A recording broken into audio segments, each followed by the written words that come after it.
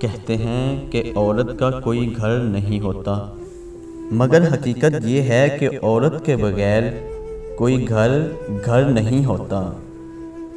جب کوئی زیادہ عرصے تک آپ سے رابطہ نہ کرے تو دستک دے کر پوچھ لیں کہ وہ زندہ ہے۔ اگر وہ زندہ ہے تو سمجھ لیں کہ آپ وہاں مر چکے ہیں۔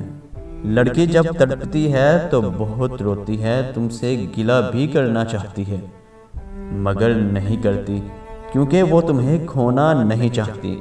اس لیے اگر تمہاری زندگی میں کوئی خاص ہو تو ہر رات سونے سے پہلے یہ سوچ لیا کرو کہ وہ سکون سے سو رہی ہے یا پھر تکلیف سے رو رہی ہے۔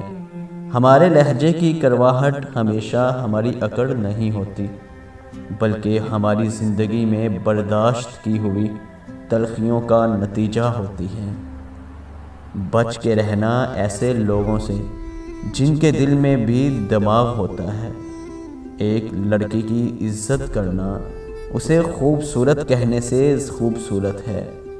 کہتے ہیں محبت میں سب جائز ہے، سب غلط کہتے ہیں۔ محبت میں صرف پاکیزگی جائز ہے۔ جو رشتہ آپ کو آنسو دینے لگے تو سمجھ جائیے کہ اپنی مدت پوری کر چکا ہے۔ معافی سے کچھ نہیں ہوتا، جو باتیں دل پہ لگ جاتی ہیں وہ آسانی سے نہیں بھلائی جا سکتی۔ ایک بات کہوں، اس دنیا میں ہر وہ شخص اکیلا ہے جس نے کسی سے سچی محبت کی ہو، جس نے خود سے زیادہ کسی کو مان دیا ہو۔ اچھی لڑکیاں محبت کے نام پہ اپنی اور ماں باپ کی عزت کو نیلام نہیں کرتی ہیں۔